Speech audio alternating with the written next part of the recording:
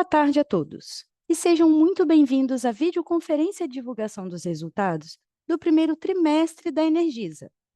Informamos que esta videoconferência está sendo gravada e será disponibilizada no site de RI da companhia, onde se encontra disponível a respectiva apresentação. Destaco para quem precisar de tradução simultânea, temos essa ferramenta disponível no ícone do globo escrito Interpretation, localizado no centro inferior da tela. Ao selecioná-lo, escolha o seu idioma de preferência, português ou inglês. Para aqueles ouvindo a videoconferência em inglês, há a opção de silenciar o áudio original em português, clicando em Mute Original Áudio. Para o Q&A, sessão de perguntas e respostas, orientamos que sejam enviadas via ícone de Q&A, no botão inferior de sua tela. Por padrão da dinâmica, seus nomes serão anunciados para que façam a sua pergunta ao vivo. Nesse momento, uma solicitação para ativar o seu microfone aparecerá na tela. Considerando que alguns dos palestrantes estão remotos, oscilações ou instabilidades poderão ocorrer na videoconferência, impactando no tempo de resposta, especialmente durante a sessão de perguntas e respostas. Contamos com a sua compreensão. Ressaltamos que as informações contidas nesta apresentação e eventuais declarações que possam ser feitas durante a videoconferência, relativa às perspectivas de negócios, projeções e metas operacionais e financeiras da Energisa, constituem-se em crenças e premissas da administração da companhia, bem como informações atualmente disponíveis. Considerações futuras não são garantias de desempenho. Elas envolvem riscos, incertezas e premissas, pois se refere a eventos futuros e, portanto, depende de circunstâncias que podem ou não ocorrer. Investidores devem compreender que condições econômicas gerais, condições de mercado e outros fatores operacionais podem afetar o desempenho futuro da Energisa e conduzir a resultados que diferem materialmente daqueles expressos em tais considerações futuras. Agora, gostaria de passar a palavra para o Ricardo Botelho, diretor-presidente da companhia, para iniciarmos a nossa apresentação. Ricardo, pode prosseguir, por favor? Obrigado, operadora. Agradeço a presença de todos e todas nessa apresentação de resultados referente ao primeiro trimestre de 2025. Participam aqui comigo o nosso CFO e diretor de Relações de Investidores, Maurício Botelho, os nossos vice-presidentes e o time de relações com investidores. Peço por gentileza que estejam atentos aos avisos nesse slide antes de qualquer tomada de decisão de investimentos na companhia. Iniciando agora a apresentação dos resultados referente ao primeiro trimestre de 2025, gostaria de destacar, em geral, os bons resultados operacionais do nosso grupo. A Energisa tem um histórico de ser um bom gestor de ativos com disciplina na alocação de capital e eficiência na gestão de custos. Ao longo do ano de 2023, realizamos ajustes nos nossos custos com pessoal, material, serviço e outros, de forma a nos adequar aos novos requisitos de qualidade exigidos pelo regulador, um reflexo positivo nos indicadores de qualidade, como veremos adiante. No primeiro trimestre de 2025, apresentamos uma redução de 1,1% no PMSO, enquanto no segmento de distribuição de energia elétrica, o crescimento foi de apenas 1,2%, contra uma inflação de 5,5% no período. No segmento de transmissão, também entregamos uma boa redução de PMSO após a internalização das operações de operação e manutenção, com reflexo positivo na margem de EBITDA regulatório, que atingiu 85% no trimestre. Na S-Gás, continuamos ampliando o número de novas ligações e protocolamos a proposta do plano de negócio junto ao regulador para o segundo ciclo de tarifário da distribuidora, o primeiro sob a nossa gestão. Este plano prevê 1 bilhão de investimentos até 2030, recursos que serão destinados a promover a interiorização do desenvolvimento do Estado do Espírito Santo, a democratização energética e garantir uma operação segura, confiável e de qualidade. Os investimentos, mais do que recompor anos de atraso no desenvolvimento da infraestrutura do Estado, irá gerar benefício para os municípios, para a população e para o meio ambiente. Na Norgás, estamos avançando com os planos de investimento e redução de custos nas distribuidoras que detemos participação minoritária. Obtivemos bons avanços no desempenho financeiro e operacional das demais subsidiárias do grupo nesse trimestre, atacando a inadimplência e o churn nos negócios de geração distribuída, que iremos destacar no próximo bloco com mais detalhes. Mesmo com o ambiente macroeconômico mais desafiador no Brasil neste ano, acreditamos na qualidade, na complementariedade e na resiliência dos ativos do nosso portfólio para continuarmos gerando valor superior para os nossos acionistas, mesmo nessas circunstâncias. Nossa disciplina operacional e financeira, a nossa centralidade no cliente e um olhar atento para a inovação e oportunidade de crescimento é o que tem nos movido há 120 anos. Sendo assim, aproveito então para passar a palavra agora para o Maurício Botelho, CFO e diretor de Relações com Investidores do grupo, para seguir com a apresentação dos resultados no primeiro trimestre de 2025. Muito obrigado, Ricardo. Boa tarde, agradeço a todos pela presença na divulgação de mais um resultado trimestral do Grupo Energisa. Neste trimestre, apresentamos o lucro líquido consolidado de 1,03 bilhão, que representou queda de 9,5% em relação ao mesmo trimestre de 2024. A geração de caixa medida pelo EBITDA contábil também teve decréscimo de 5,2% e totalizou 2,4 bilhões. No trimestre, tivemos alguns eventos extraordinários e/ou não recorrentes, como o reconhecimento do reajuste tarifário extraordinário da Energisa Rondônia. Essa RTE estava prevista para ocorrer em 2019, mas foi deliberada pela ANEEL somente em março desse ano. Esse efeito positivo no EBITDA foi de 177 milhões e no lucro líquido foi de 185 milhões. Destaco o impacto no lucro líquido, considera 103 milhões de receita financeira líquida de impostos em função da atualização monetária dessa RTE. Em termos de EBITDA recorrente, no primeiro trimestre desse ano, recuou 15,8% no comparativo com o mesmo trimestre de 2024. Entre os fatores que contribuíram para a queda de margem, destaco os reajustes tarifários negativos que ocorreram em 2024, principalmente nas distribuidoras universado no mês de abril e que são reajustados pelo GPM. No primeiro trimestre de 2024, esse indicador foi negativo e reduziu tarifas nas duas das maiores concessões do grupo, a Energisa Mato Grosso, a AMT, e a Energisa Mato Grosso do Sul, a AMS. Esse efeito será compensado pelos reajustes positivos da parcela B que ocorreram nesse ano. No segmento de transmissão, a entrada em operação da Energisa Amapá e a energização de projetos da Energisa Amazonas e Energisa Tocantins impactaram negativamente o EBITDA societário. Já na revisão regulatória, o EBITDA desse segmento cresceu 16,4%. O lucro líquido da controladora fechou o trimestre em 775 milhões, 14% abaixo do mesmo período do ano anterior, como já foi mencionado. E o lucro líquido consolidado foi de 1,03 bilhão no trimestre, 9,5%.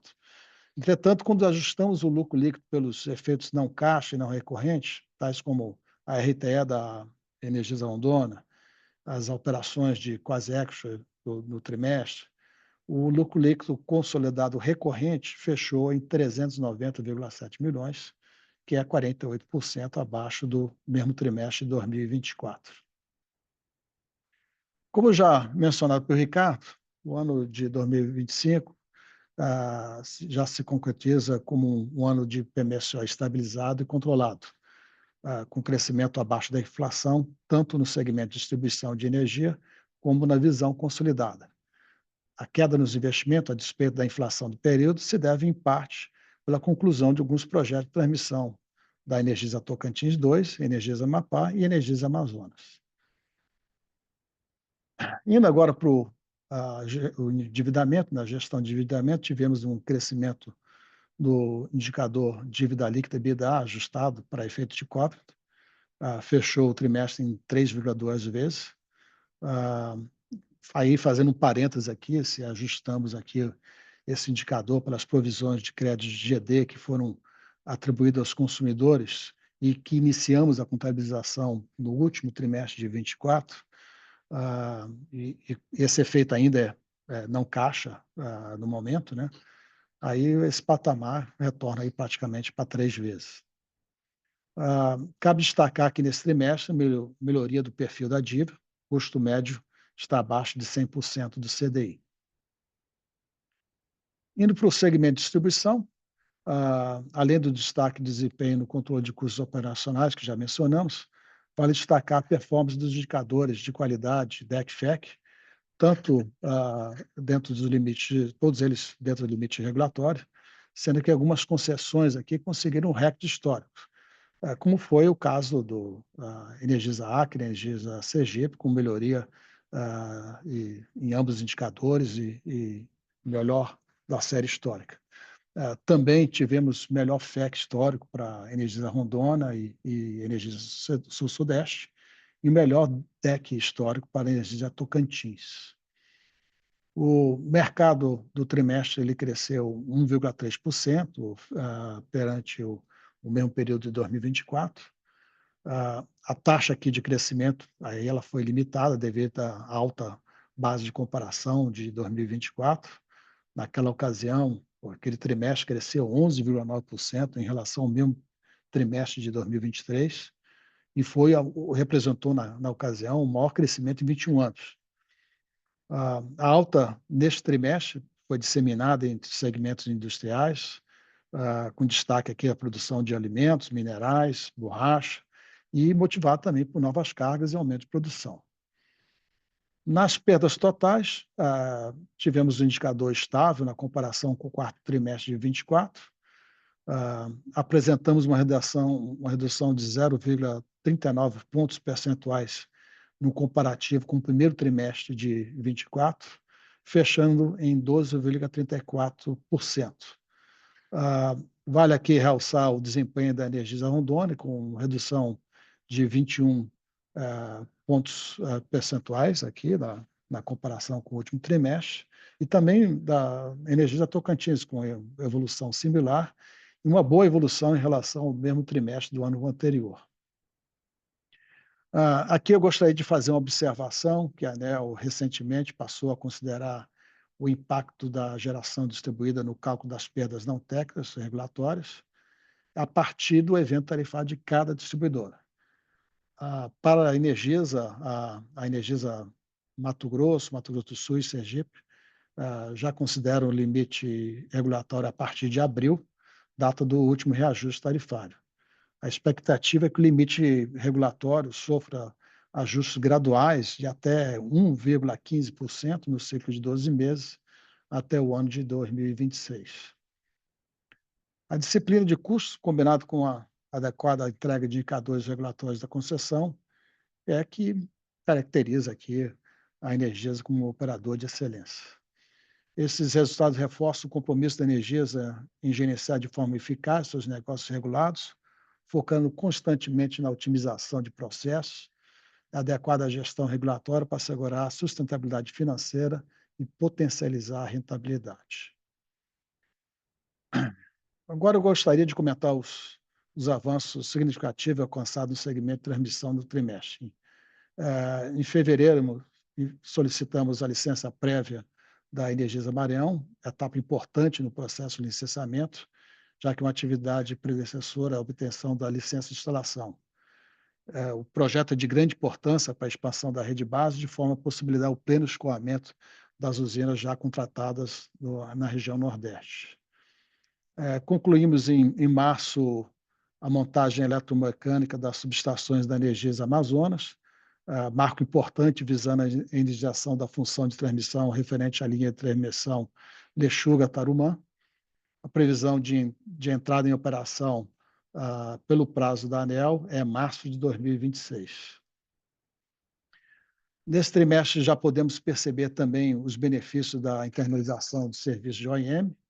A melhora do PMSO refletiu uma margem do EBITDA regulatório indo para 85%, ampliando de forma significativa o resultado registrado no primeiro trimestre de 2024, que foi de 77,8%.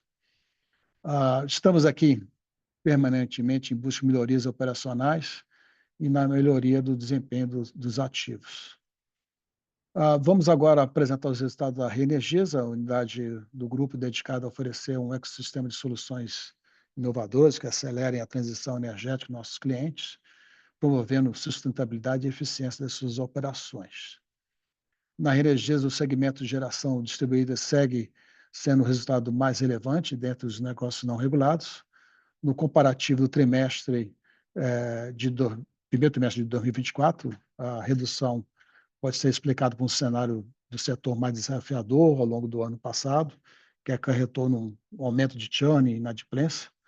Entretanto, no comparativo entre trimestres, já podemos observar uma melhoria dois indicadores de redução de 1,2% no churn e 1,8% na inadimplência, após a adoção de estratégias diferenciadas que implicaram melhoria da qualidade e na seletividade das vendas.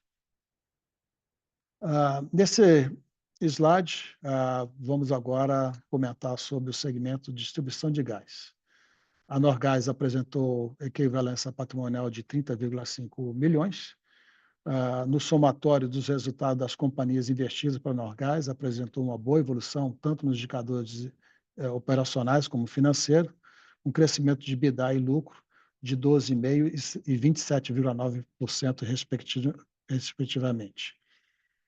Na ES Gás, finalizamos o trimestre com EBITDA de 39 milhões, 18% abaixo do trimestre do ano anterior, explicado principalmente por efeitos de redução de faturamento de PGU, que é o preço de gás de ultrapassagem, em função de demandas mais regulares dos consumidores, que contribuíram para essa composição da receita lá no primeiro trimestre de 2024. E também pela sazonalidade de demanda dos setores de siderurgia e mineração. Os investimentos cresceram mais de 100% no comparativo entre trimestres, acompanhando o plano de aceleração que foi iniciado em 2024. Como já mencionado pelo Ricardo, em abril protocolamos com a agência o plano de negócio 2025-2030, no âmbito do segundo ciclo de revisão tarifária da concessão, que tem como objetivo o desenvolvimento da infraestrutura de gás no estado do Espírito Santo, tendo como base 4 pilares: a descarbonização, segurança energética, competitividade e desenvolvimento. Finalizamos aqui o destaque do trimestre, estamos disponíveis para pergunta e resposta. Operadora, por favor. Agora, daremos início à sessão de perguntas e respostas. Pedimos, por gentileza, que as façam todas as perguntas de uma única só vez, aguardando a resposta da companhia. Lembrando que, para fazer perguntas, orientamos que sejam enviadas via ícone de Q&A, no botão inferior de sua tela. Por padrão da dinâmica, seus nomes serão anunciados para que façam a sua pergunta ao vivo. Neste momento, uma solicitação para ativar o seu microfone aparecerá na tela. Por favor, aguardem enquanto coletamos as perguntas. Vamos à nossa primeira pergunta. É do Felipe Andrade, analista sell-side do Itaú BBA. Felipe, iremos habilitar o áudio para que você possa realizar a sua pergunta. Felipe, pode prosseguir, por favor.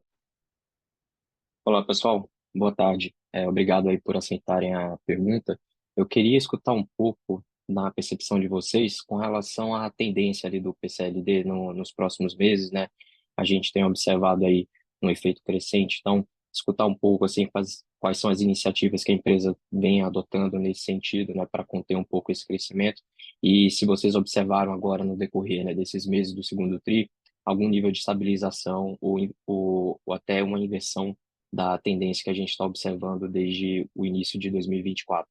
Obrigado.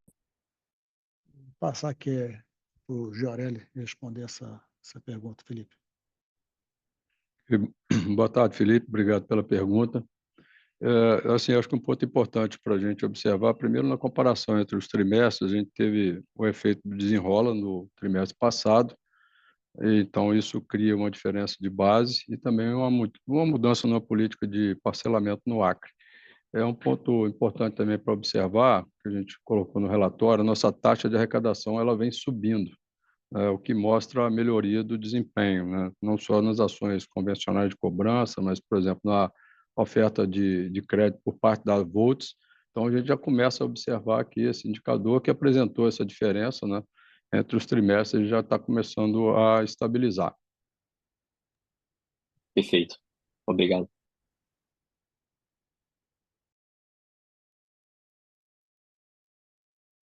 Lembrando que, para fazer perguntas, orientamos que sejam enviadas via ícone de Q&A, no botão inferior de sua tela.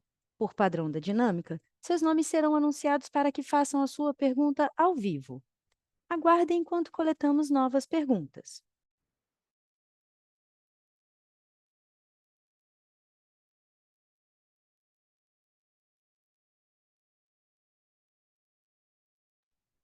Vamos à nossa próxima pergunta. É da Maria Carolina, analista Sell-Side do Safra. Maria, iremos habilitar o áudio para que você possa realizar a sua pergunta. Maria, pode prosseguir, por favor? Boa tarde, pessoal. Obrigada pelo call. Eu tenho duas perguntas. A primeira é relativa ao processo de renovação de concessão das distribuidoras de energia. A gente viu nas últimas 2 semanas o processo da EDP Espírito Santo finalmente andando, mas uma discussão que surgiu sobre o potencial uso de outras métricas que não apenas o DECFEC como suporte para a opinião, né, para validar a opinião da ANEEL sobre a renovação ou não. E, enfim, aqui é mais para tentar entender se de fato essa discussão, na opinião de vocês, foi encerrada com o encaminhamento que foi dado pela ANEEL, ou se vocês acreditam que esse é um ponto de discussão que ainda pode surgir, e até se vocês puderem atualizar um pouquinho o que é a expectativa agora em relação a calendário, né? A gente está próximo aí do fim, ou deveria estar próximo do fim dos prazos que foram dados inicialmente aí para os encaminhamentos da ANEEL dos pedidos de renovação que fossem feitos. Se vocês puderem atualizar a gente em relação a isso, ia ser bom. E no segundo tema, sobre a revisão da unidade de gás do Espírito Santo, né? Vocês mandaram o plano de CAPEX, atualizando as principais premissas ali de investimento para a distribuidora de gás nos próximos anos. Queria que vocês pudessem também passar para a gente uma atualização do que seriam os próximos passos aqui no processo de revisão dessa distribuidora de gás. Obrigada. Carol, eu vou pedir aqui para a primeira parte o Fernando Maia responder, depois o Fábio Bertolo, ele vai completar com o assunto lá da S-Gás, tá? Bom, boa tarde a todos. Carol, realmente foi uma discussão bem interessante ali no processo da Espírito Santo, DP Espírito Santo, mas no final ficou o que a gente esperava mesmo, que é se limitar aos indicadores que estavam dispostos no decreto. A nossa expectativa é que para os demais processos não seja reaberta essa discussão. Então, devem ser processos mais rápidos, instruídos com base lá pela área técnica em cima desses indicadores. É possível que já na segunda-feira sejam sorteados relatores, não para todos, mas para alguns processos que já estão finalizados lá pela área técnica. Devem ter um trâmite, espero, bastante rápido. Talvez alguns processos não sejam concluídos até final de maio, tá? Por conta dessa simultaneidade de processos, né? São 19 processos, um já passou, faltam 18. É possível que escorregue um pouco, mas sem comprometer nenhum prazo. E, na sequência, o ministro deve assim, publicar um ato. A atualização, Carol, é que o TCU está fazendo um acompanhamento para e passo desses processos. Então, eles também já estão com área técnica, audioelétrica, acompanhando e instruindo os processos. Eles devem também sortear relatores e acompanhar o processo para e passo. Isso vai trazer mais segurança jurídica no processo, ou seja, quando concluído, ele já terá sido analisado pelo TCU. Então, isso vai trazer segurança. Nós mantemos a expectativa de concluir o processo até o final de agosto. Oi, Carolina, boa tarde. Com relação a S-Gás, nós submetemos recentemente o plano, né, como foi comentado. O nosso plano está baseado em 3 grandes frentes: na interiorização do Estado, democratização energética e na operação segura, eficiente e de qualidade. A agência já recebeu esse plano, está fazendo as análises técnicas dele. O cronograma está seguindo conforme previsto originalmente pela agência, né? A gente deve ter informações disso numa consulta pública que deve acontecer, deve ser aberta no final deste mês, começo do próximo, para processos para captura de contribuições e uma nova tarifa estar vigente a partir de agosto. Tá certo, pessoal. Obrigada pelas respostas.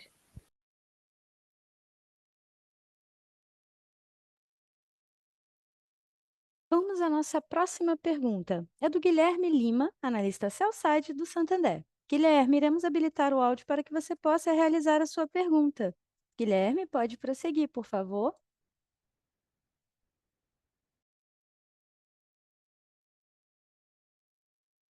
Boa tarde, pessoal. Obrigado pela pergunta. Nas últimas semanas também voltou à tona o tema de reforma do setor elétrico, né, que poderia vir via uma medida provisória. Queria saber se vocês já deram uma olhada nos temas que têm saído, como é que vocês enxergam que poderiam impactar a companhia, olhando principalmente ali para os temas de abertura do mercado, e em relação também à tarifa e desconto social, se vocês já fizeram alguma análise em termos de impacto de inadimplência, e perdas. Seria isso, obrigado. Fernando, você pode responder? Sim. Boa tarde, Guilherme. Sim, a gente já fez uma análise, assim, eu diria que do modo geral, a proposta é bem interessante, principalmente aí para o negócio de distribuição. Tem um foco especial ali no cliente baixa renda e naquele cliente, eu chamo assim do quase baixa renda, né? Então, nesses dois segmentos, primeiro tem uma gratuidade ali até 80 kWh, e no segundo segmento tem uma redução de tarifa ali ao isentá-lo da CDE. Então, isso atinge um contingente muito grande de clientes. Você tem uma ideia, aqui na Energisa, cerca de quase 2 milhões de clientes estão ali na faixa, um total de 8, né? Estão na faixa ali de baixa renda. Isso certamente que vai reduzir a inadimplência e também perdas nesse segmento. A contrapartida disso é um aumento da CDE, que pode ser compensado por outras medidas, né, como uma redistribuição de Angra 1 e 2, uma própria alteração na distribuição da CDE entre os níveis de tensão, que deve equilibrar, ou seja, alguns segmentos de clientes podem sofrer algum aumento tarifário, mas são segmentos com poder econômico um pouco maior, que não deve trazer impactos reversos. Então, assim, do modo geral, a gente achou bem interessante. É lógico que tem outras medidas ali na medida provisória que pode afetar outros segmentos nossos aqui de negócio, né, como comercialização de energia, pode afetar também geração, apesar de que geração a gente praticamente não tem, mas o balanço é positivo. Ótimo, obrigado, Fernando.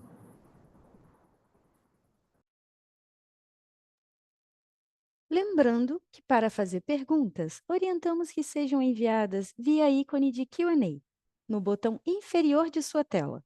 Por padrão da dinâmica, seus nomes serão anunciados para que façam a sua pergunta ao vivo.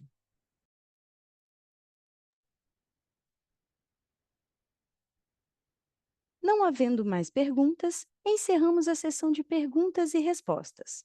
Encerramos a videoconferência de divulgação dos resultados do primeiro trimestre da Energisa. O Departamento de Relações com Investidores está à disposição para responder às demais dúvidas e questões. Muito obrigada aos participantes e tenham uma boa tarde. Até logo.